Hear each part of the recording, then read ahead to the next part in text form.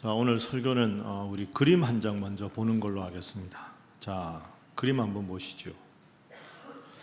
여러분, 저 그림의 주인공이 누굴까요? 저 사람. 잘 보시면 저 성화에 왼쪽에 긴 칼이 있습니다. 그 기독교 계통의 성화에서 긴 칼이 있다 하는 것은 저 그림의 주인공이 사도 바울이라는 뜻입니다. 저 바울입니다. 저 그림은 렘브란트가 그린 감옥에 갇힌 바울이라는 그림입니다. 저 사도 바울은 AD 68년에 순교를 당합니다. 근데 순교 당하기 전에 두 번 감옥에 갇히게 되죠. 첫 번째 감옥에 갇히게 된 것은 우리가 쉬운 표현으로 하면 가택 연금 상태입니다. 그러니까 감옥이라는 다른 건물이 아니고 가택에 연금돼서 이동이 불편하지만 그 셋집에 있으면서 손님들도 만나고 복음도 전할 수 있는 비교적 자유로운 그런 상태가 첫 번째 옥에 갇힌 상태였습니다. 그로부터 이제 몇 년 후에 두 번째 감옥에 갇히는데 그 두 번째 감옥에 갇혔을 때 그림이 저 그림입니다. 저 그림은 사도 바울이 지하 감옥에 갇혔을 때입니다. 사도 바울이 순교한 게 68년인데 순교당하기 1년 정도 전에 저 지하 감옥에 갇혀 있습니다. 저 그림을 보면 그래도 이제 위에서 좀 햇볕이 드는 것처럼 보이지만 사실은 그 당시에 사도 바울이 갇혔던 지하 감옥은 그 천장에 환기구만 하나 있고 빛이 들어오지 않는 음침한 곳입니다. 음침하다 보니까 아주 춥고 그리고 축축하고 그리고 아주 살아가기가 힘든 그런 추운 곳이었습니다. 그러니까 저 감옥에 갇힌 사도 바울은 내가 이제 얼마 되지 않아 죽겠구나 하는 자기의 죽음을 그런 예감한 상태였다 하고 우리가 생각할 수 있습니다. 바로 저 상황에서 쓴 책이 오늘 디모데후서입니다. 지하 감옥에 갇혔다가 내가 얼마 되지 않아 이제 죽겠구나, 순교를 당하겠구나. 그래서 이 사도 바울이 쓴 디모데후서를 보면 마치 유언과 같은 느낌이 곳곳에 드러납니다. 예를 들어서 오늘 우리가 4장 읽었는데요. 4장 6절 말씀을 화면으로 한번 보십시오. 나의 떠날 시각이 가까웠다. 이 말은 내가 이제 죽을 날이 얼마 남지 않았다 하는 뜻이죠. 자, 7절 말씀에도 보면 나는 선한 싸움을 싸우고 나의 달려갈 길을 마치고 내가 달려가야 할 인생의 모든 길을 거의 다 마치고 믿음을 지켰다. 이런 표현은 사도 바울 스스로가 이제 죽음을 직감하고 예감한 그런 상황입니다. 여러분, 사람이 이런 상태가 되면 어떤 마음이 들까요? 아, 내가 이제 죽음이 얼마 남지 않았구나. 그러면 그동안에 제일 보고 싶었던 사람, 그리웠던 사람, 그리고 지금까지 경험했던 과거의 사건, 나와 연관됐던 사람들, 인물들이 하나하나 떠오르지 않겠습니까? 자, 그러면서 오늘 4장을 씁니다. 사도 바울은 결혼을 하지 않았습니다. 그래서 자녀가 없었습니다. 그렇지만 자기가 제일 그리워하는 영적인 아들이 있었죠. 그래서 오늘 본문 9절 말씀을 화면으로 보십시오. 너는 어서 속히 내게로 오라. 저기서 너는 영적인 아들 디모데입니다. 죽음을 앞두고 영적인 아들 디모데가 너무 보고 싶어서 디모데야 빨리 보고 싶다. 빨리 와라. 참 어떻게 보면 이 노사도의 그 그리움이 그리고 허전함이 잘 묻어나는 그런 대목 아닙니까? 디모데야 빨리 와라 이렇게 말하고는 10절부터 14절에서 그동안에 자기가 사도로 열심히 사역할 때 자신의 곁에 있었던 사람들을 한 사람 한 사람 떠올립니다. 그래서 10절부터 14절까지 읽어보면 디모데를 제외하고 자기 곁에 있었던 사람 7명의 이름이 나옵니다. 한 사람 한 사람에 대해서 평가를 하죠. 그 7명의 이름 중에 제일 먼저 나오는 10절에 나오는 이름이 데마라는 사람입니다.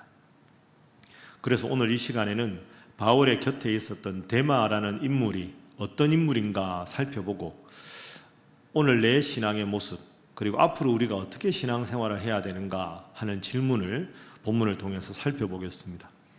아마 여러분들은 데마라는 이름이 좀 익숙하지 않으실 텐데요. 데마는 딱 한마디로 정리하면 중도 하차형입니다. 처음에는 바울을 잘 도왔다가 중간에 바울을 떠나고 주님을 떠났습니다. 왜? 세상이 좋아서. 그래서 제가 중도 하차형이라 이렇게 데마를 표현했습니다. 처음부터 데마가 그런 사람은 아니었습니다. 데마는 아주 사도 바울을 잘 도왔던 훌륭한 동역자였습니다. 자, 성경 구절 두 구절을 제가 여러분들에게 소개하겠습니다. 먼저 빌레몬서 1장 24절. 자, 함께 한번 읽어봅니다. 시작. 또한 나의 동역자 마가 아리스다고 데마 누가가 문안하느니라. 아멘. 바울이 나의 동역자라고 소개하는 사람 중에 누가 있습니까? 데마가 있습니다. 그러니까 데마는 원래 사도 바울을 잘 도왔던 그런 인물입니다. 자, 한 구절 더 봅니다. 골로새서 4장 14절. 자, 함께 읽지요. 시작. 사랑을 받는 의사 누가와 또 데마가 너희에게 문안하느니라. 그러니까 데마가 지금 사도 바울과 함께 믿음 생활을 잘 하고 있는데 골로새 교회에다가 편지를 보낼 때 누가와 데마도 안부를 전해달라고 한다 이렇게 말하는 겁니다. 그런데 여러분 이 빌레몬서하고 골로새서는 제가 아까 그림 보여드렸던 그 2차 감옥 말고 가택 연금 상태에 있을 때 썼던 성경입니다. 그러니까 데마는 사도 바울이 열심히 사역할 때 처음에는 바울을 아주 헌신적으로 도왔습니다. 아주 훌륭하고 든든한 사도 바울의 동역자였던 거죠. 그런데 오늘 보면 10절 한번 보십시오. 자, 데마가 어떻게 변했습니까?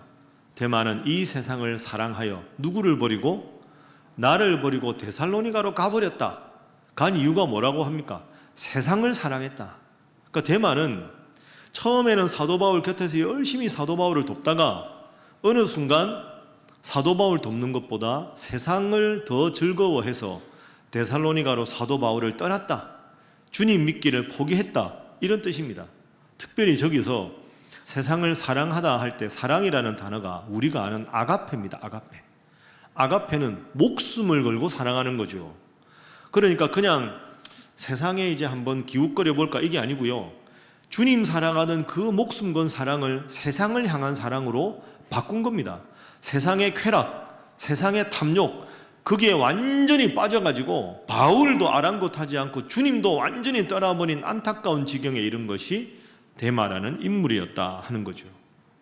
정리를 해보면 데마는 처음에는 사도 바울의 훌륭한 동역자였다가 이제 4년 5년 지나면서 사도 바울을 슬며시 떠나고 주님 믿는 믿음도 포기하고 세상 쾌락에 빠져서 세상으로 떠나버린 중도 하차형 인물이 데마라는 인물이다. 이렇게 정리할 수 있습니다. 그럼 여러분들 딱 지금까지 설명 들으시면 제일 궁금한 게 그거죠. 왜 데마가 떠났을까? 왜 바울을 잘 돕다가 세상으로 떠났을까? 자, 이제 이 질문을 한번 해결해 보겠습니다. 여러분 오늘은 이걸 꼭 기억하시죠. 따라합니다. 복음의 양지. 복음의 양지. 데마가 떠난 이유는 복음의 양지만을 추구한 겁니다. 여러분 햇볕이 비치면 양지가 있고 음지가 있습니다. 그런데 이 데마는 밝은 쪽, 좋은 쪽, 양지만 추구한 거죠. 사실 데마가 왜 사도 바울을 떠났는지 오늘 본문에는 명확하게 나오지 않습니다. 그런데 여러 정황을 추측해 보면 이렇게 설명할 수 있습니다. 데마는 처음에는 주님도 사랑하고 바울도 사랑하고 그러면서 세상도 적당하게 즐기고 이 두 가지를 함께 이렇게 즐기고 싶었던 거죠. 그러면서 마음속으로 내가 주님 위해서 열심히 충성하고 사도 바울을 열심히 돕다 보면 내 모든 일도 다 잘 될 것이다 하는 기대감이 있었습니다. 내가 주님 일 열심히 하면 부자도 되고 명성도 얻고 내 세상적으로 잘 될 것이라는 기대감이 있었어요. 그런데 사도 바울을 가만히 보니까 바울이 그렇게 하나님 말씀을 열심히 전했는데 감옥에 갇혔습니다. 한 번은 그러려니 했는데 두 번째 또 감옥에 갇힌 겁니다. 이게 뭐지? 아니 사도 바울이 세상적으로 대단한 사람인데 그 모든 걸 포기하고 주님을 쫓았는데 사도 바울은 저렇게 사서 고생하네. 저러다가 또 감옥에 갇히네. 가만히 보니 저러다가 결국 죽겠다. 순교당하겠구나. 어이구 이게 뭔가?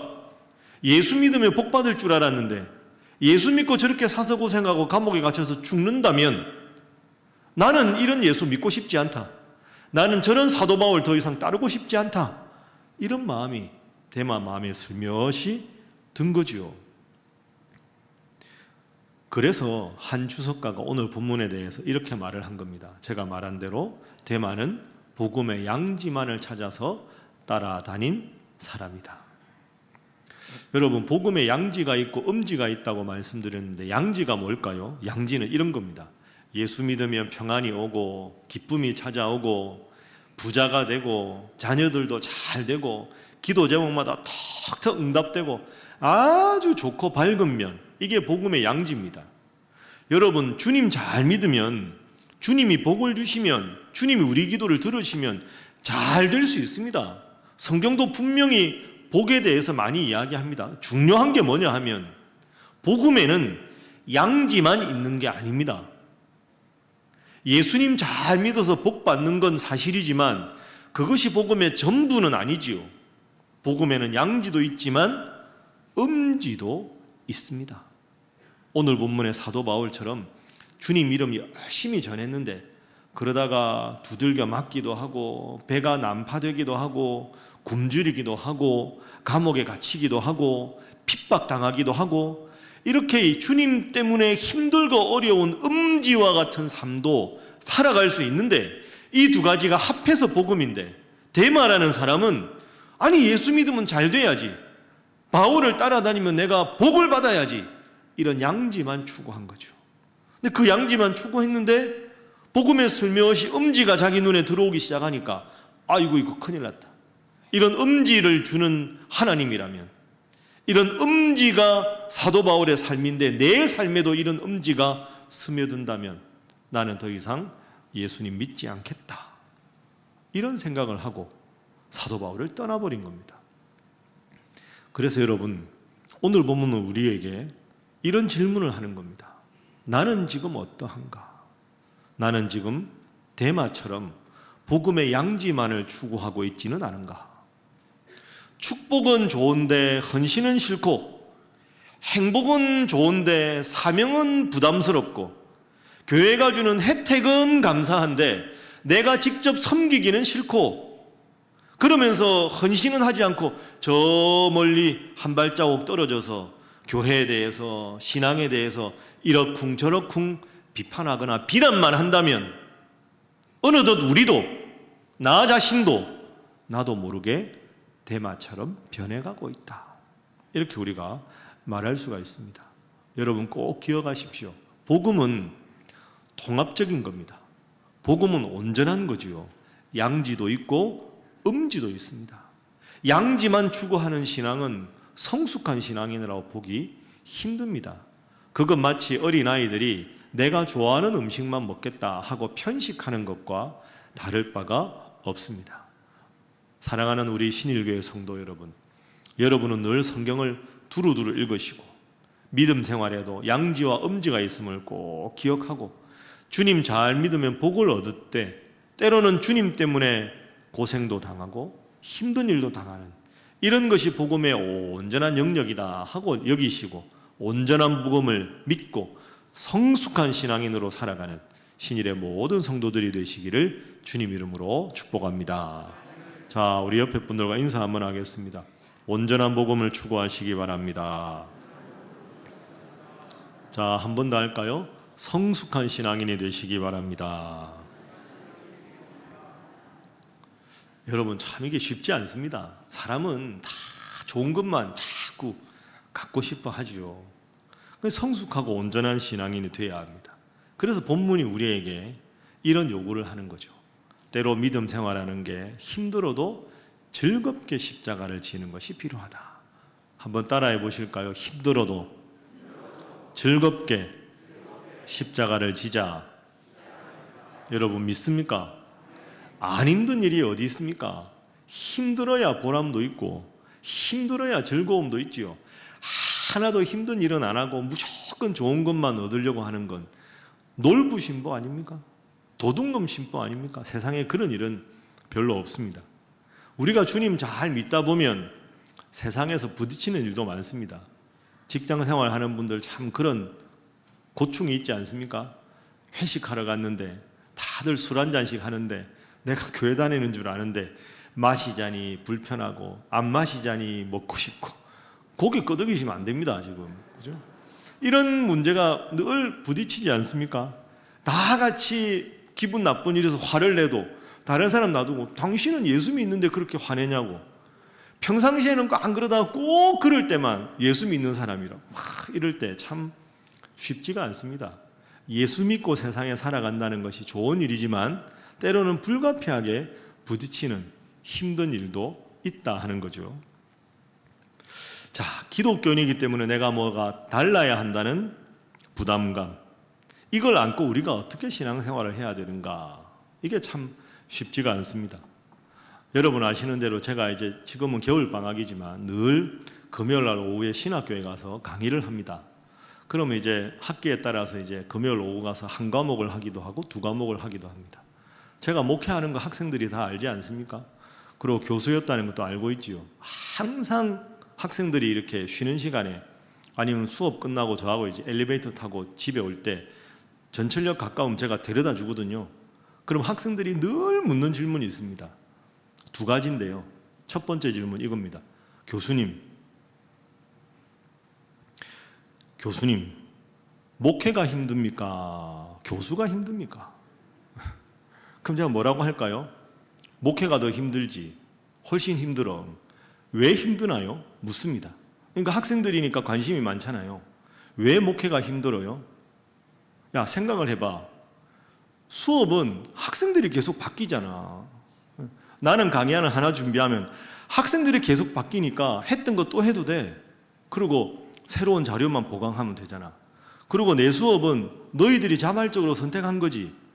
배영환 교수님 수업을 듣고 싶다고 너희들이 선택했으니까 열심히 할 마음으로 선정했잖아. 그리고 내가 학점도 주잖아. 잘 안 들으면 학점으로 내가 보복할 수 있지. 그러니까 너희들은 수업을 잘 듣잖아. 그렇죠. 설교는 그렇지가 않아. 똑같아. 2022년에도 우리 교회 성도, 23년에도 우리 교회 성도. 여러분 주일마다 제 설교를 들으시죠?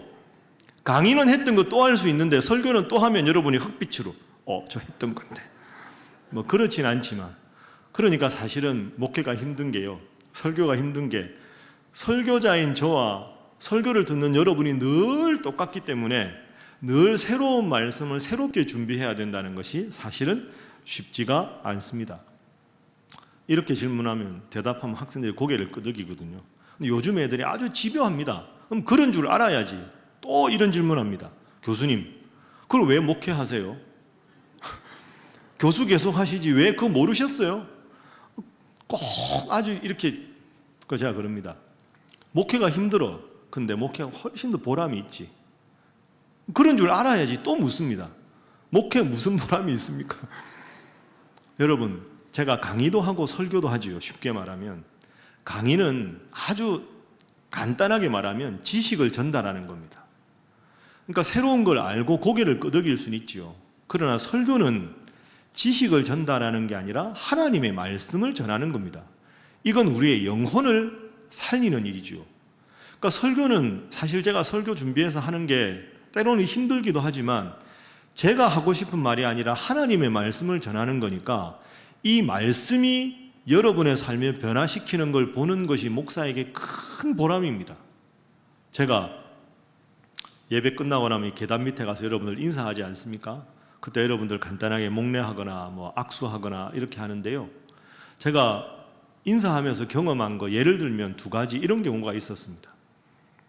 아주 진지하게 한 분이 인사 다 끝나고 나서 마지막에 저한테 인사를 하는데 이렇게 인사하셨습니다. 목사님, 저 사실 극단적인 생각을 하고 있습니다. 저 살고 싶지 않았어요. 죽으려고 했어요. 그런데 오늘 목사님 설교를 듣고 살아야 될 이유를 찾았습니다. 저 앞으로 그런 생각하지 않고 열심히 살아보겠습니다. 여러분 그런 말을 들을 때 진짜 목사가 보람이 느껴지죠. 또 이런 경우 있습니다. 목사님, 제가 요즘에 참 큰 기도 제목이 있었습니다. 목사님 말씀을 들으면서 그 기도 제목에 대한 분명한 확신과 응답을 얻었습니다. 너무너무 감사합니다. 그 사실 제가 한 게 아니죠. 하나님 말씀이 능력이 있는 거지 제가 제 입에서 나오는 말이 능력이 있는 게 아니죠. 여러분 강의는 지식을 전달하는 거지만 하나님 말씀은 여러분의 영혼을 살리고 죽어가는 사람을 살리는 능력의 말씀인 줄로 믿습니다. 그래서 교수보다 담임 목회가 훨씬 더 힘들지만 보람이 있는 거죠. 여러분, 힘들지 않고 즐거운 일을 찾으려고 하고 아무런 수고하지 않고 뭔가 보람을 찾으려고 하는 것 잘못된 거 아닙니까? 힘들지만 즐거운 일, 힘들지만 보람 있는 일, 그게 우리 인생에서 선택해야 될 훌륭한 선택이 아닐까요? 예수 믿는 거 쉽습니다. 예배당에 나오면 됩니다. 예수 잘 믿기는 어렵습니다. 주님 말씀대로 살고 죄악의 유혹을 떨쳐버리고 정말로 말씀 중심으로 살아가는 것 쉽지가 않지요. 그래서 힘듭니다. 그렇지만 주님 말씀대로 내가 열심히 살아내려고 노력하면 주님께서 힘을 주셔서 우리 인생에 기쁨이 찾아오는 줄로 믿습니다. 때로 도저히 이 문제를 어떻게 풀어야 될까 모르는데 계속 있는 말씀을 통해서 어느 한 구절이 내 눈에 꽉 박히면서 이거구나, 지금 내 문제 해답이 이 말씀이구나, 그 응답을 느낄 때 얼마나 기쁩니까? 하나님, 제가 어떻게 해야 합니까? 간절히 기도하다 보니 하나님께서 그 기도 중에 마음의 확신과 평안을 딱 주셔서 그래, 내가 이 길로 가야 되겠다, 기도의 응답을 딱 받고 그 길로 행했을 때 하나님이 책임져 주는 삶을 살았을 때 얼마나 기쁩니까? 세상에 어떤 누군가가 이런 기쁨을, 그 무엇이 우리에게 이런 기쁨과 보람을 줄 수가 있겠습니까? 참 힘들고 어려운데 누구에게도 말할 수 없는 슬픔과 괴로움이 마음속에 있는데 하나님께서 어느덧 평안도 주시고 위로도 주시고 은혜도 주셔서 이 상황에서 내가 이렇게 마음의 평안을 누릴 수 있구나, 그 주님 주신 평안을 느낄 때 얼마나 우리가 신앙생활의 보람과 유익을 느낄 수 있습니까? 여러분, 그런 의미에서 보면 대만은 참 불쌍한 사람입니다. 신앙생활이 주는 즐거움을 몰랐기 때문이죠.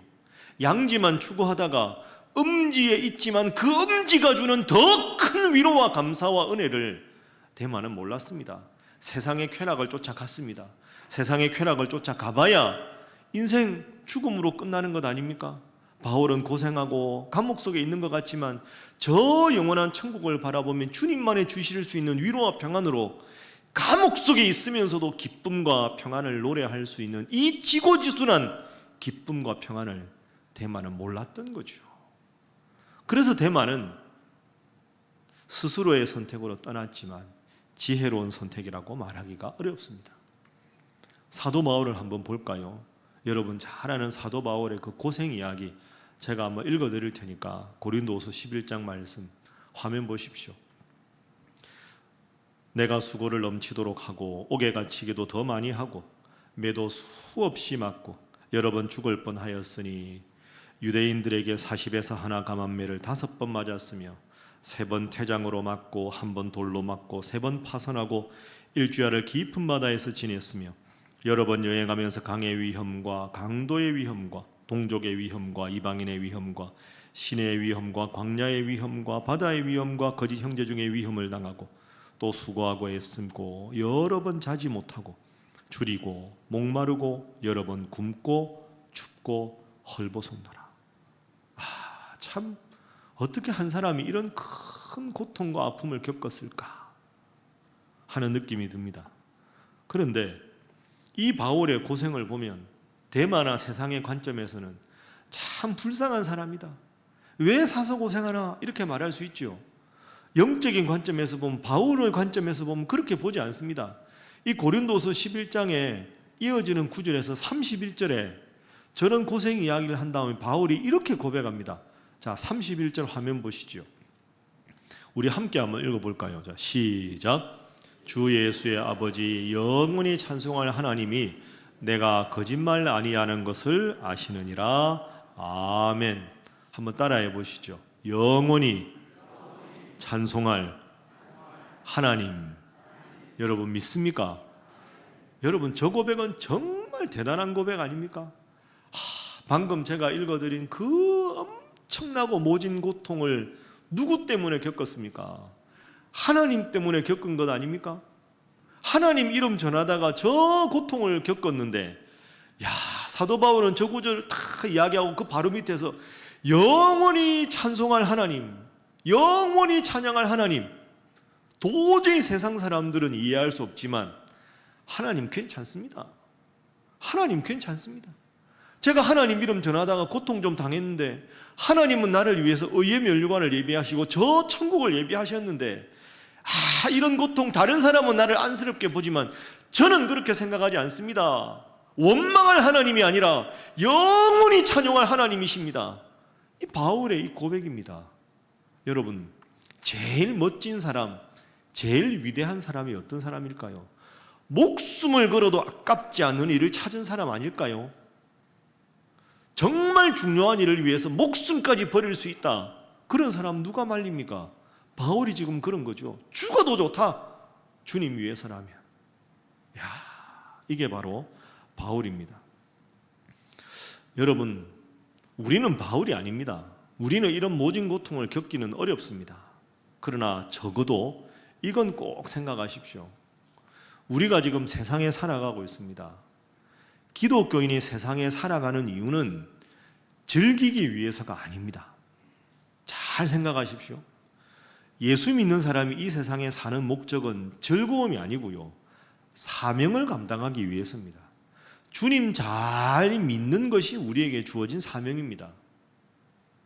우리가 즐거움과 행복과 기쁨을 누리는 것은 저 천국에서 할 일입니다.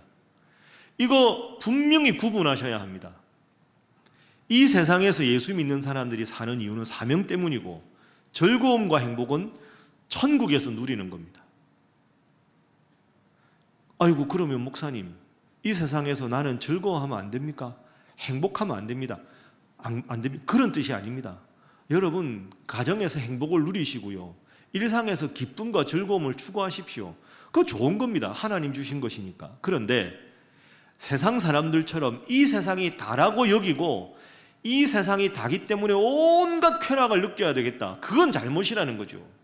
하나님 주신 범위 안에서 행복과 즐거움을 누리되 이 행복과 즐거움은 저 천국에서 누릴 행복과 즐거움에 비할 바가 아니다. 그런 애가 저 천국 가기 위해서 주님 주신 사명을 잘 감당해야 되겠다. 이게 예수 믿는 사람들이 이 세상에서 살아가는 방식입니다. 여러분, 인생은 선택입니다. 한번 따라해 보시죠. 인생은 선택이다. 그렇죠. 인생은 어차피 선택입니다. 수많은 갈래길 중에 선택하는 겁니다. 이 세상이 끝이니까 이 세상에서 온갖 쾌락을 즐기자, 그 대마 아닙니까? 그런 선택도 있고, 이 세상의 사명 잘 감당하고 주님 주신 힘과 능력으로 살다가 저 천국에서 영원한 즐거움을 누리겠다, 그거 선택도 있습니다. 이 선택이 바른 선택이고 대마의 선택이 어리석은 선택이지요. 그래서 세상의 쾌락을 천국의 기쁨을 위해서 유보할 수 있어야 그게 올바른 선택이고 지혜로운 선택입니다. 어느 기업에서 신입사원을 채용하기 위해서 문제를 하나 냈답니다. 제가 이 문제 여러분에게 소개할 테니까 여러분이라면 어떻게 대답하실까 한번 잘 생각해 보십시오. 시험 문제 소개합니다. 자, 당신은 폭우가 쏟아지는 어느 날 밤 자동차를 몰고 가고 있습니다. 비가 막 쏟아지는 버스 정류장을 지나는데 버스 정류장에 세 사람이 억수 같은 비를 맞으며 떨고 서 있습니다. 이 세 사람 중에서 딱 한 사람만 내가 태우고 갈 수 있습니다. 딱 한 사람. 그러면 세 사람 중에 한 사람, 여러분은 누구를 태우겠습니까? 하는 것이 문제입니다. 첫 번째 사람은 노인인데 아주 깊은 병중에 있어서 몸을 덜덜 떨면서 이 비를 맞으며 지금 병원으로 가려고 서 있습니다. 병원에 가야 되는 노인, 어르신. 두 번째 사람은 얼마 전에 자기가 병원에 입원했을 때 수술을 받고 죽을 뻔했을 때 살려주었던 고마운 의사가 두 번째 사람. 세 번째 사람은 한평생 마음에 그려오던 이상형의 아름다운 여인이 지금 거기에 서 있습니다. 이 세 사람 중에 누구를 태워서 가겠습니까? 하는 것이 입사시험 문제였습니다. 여러분에게 여쭤봅니다. 여러분, 누구를 태워 가시겠습니까? 누구를 태워야 맞을까요? 막 이제 신입사원들이 막 옥신각신, 나는 이 사람, 그래도 어르신을 태워야지, 생명의 은인은 의사를 태워야지. 아니, 이상형이 있는데 그 여인을 선택해 막 옥신각신했습니다. 한 명 태울 수 있는데 그 200명 중에서 답안을 다 썼을 거 아닙니까? 한 신입사원이 명답으로 채택이 됐습니다. 이게 가장 멋진 정답이다. 그 한 신입사원 후보자가 뭐라고 썼을까요? 정답을 제가 이렇게 읽어드리겠습니다. 제 대답은 이렇습니다. 자동차 열쇠를 의사에게 주고 노인을 태워서 빨리 병원에 가서 치료하라고 말씀을 드리고 나는 차에서 내려서 아름다운 여인과 함께 버스를 기다리겠습니다. 기가 막히지 않습니까? 예. 지금 웃으시는 분은 이 대답을 생각 못하신 분들이지요. 의사가 운전하고 어르신을 태우고 두 분을 보내고 두 명은 탈 수 있으니까 나 외에 한 명이니까 두 명. 나는 그 여인과 버스 정류소에서 버스를 기다리겠습니다. 여러분, 제가 왜 이 이야기를 소개하냐 하면요, 세상을 살아가는데 우리가 모든 것을 다 선택해서 누리는 건 애초에 불가능한 겁니다. 인생은 선택입니다. 그러면 어떤 선택이 지혜로운 선택이냐, 어떤 선택이 바른 선택이냐만 우리 앞에 남아있는 거죠. 선택을 한다는 건 얻는 것도 있지만 잃는 것도 있다는 뜻입니다. 그러니 지혜로운 선택이 필요합니다. 어떤 선택을 우리가 인생에서 해야 될까요? 자, 베드로가 이 선택에 대해서 아주 멋진 해답을 우리에게 줍니다. 요한복음 6장의 베드로의 선택입니다. 그때부터 그의 제자 중에서 많은 사람이 예수님을 떠나가고 다시 예수님과 함께 다니지 않습니다. 예수님께서 12 제자에게 이르십니다. 저 무리들이 나를 떠난 것처럼 너희도 가려느냐? 베드로가 멋지게 대답합니다. 68절 함께 읽어봅니다. 시작. 시몬 베드로가 대답하되 주여, 영생의 말씀이 주께 있사오니 우리가 누구에게로 가오리까? 아멘. 주님, 영생의 말씀이 여기 있는데 우리가 왜 세상으로 가겠습니까? 예수님께서 이 대답 듣고 역시 베드로다 이렇게 생각하지 않으셨겠습니까? 말씀을 정리하겠습니다. 여러분, 인생은 선택입니다. 지혜로운 선택, 올바른 선택해야 되지 않겠습니까? 데마처럼 주님 섬기다가 바울의 동역자였다가 슬며시 세상 쾌락에 빠지는 선택, 어리석은 선택입니다. 힘들고 어려워도 영생의 말씀이 여기 계심에 우리가 어디로 가겠습니까? 주님과 함께 하겠습니다. 이 베드로의 고백처럼 여러분, 훌륭한 선택, 주님과 함께하는 선택하셔서 남은 인생도 주님 은혜 안에 행복하게 즐겁게, 그리고 저 천국 바라보며 믿음 생활 잘하는 우리 신일의 모든 성도들이 되시기를 주님 이름으로 부탁합니다. 기도하겠습니다. 사랑의 하나님, 우리는 세상을 살면서 동시에 하나님을 믿으며 살아갑니다. 주님, 이 둘 사이에 지혜를 허락하여 주옵소서. 세상에 있으나 세상에 속하지 않은 자로 살게 하시고, 세상에 있으나 우리의 시선을 저 하늘에 고정하여 주님의 말씀과 기도와 예배를 통해 세상에 줄 수 없는 기쁨과 즐거움을 누리는 이 땅의 삶이 되게 하여 주옵소서. 예수님의 이름으로 기도하옵나이다. 아멘.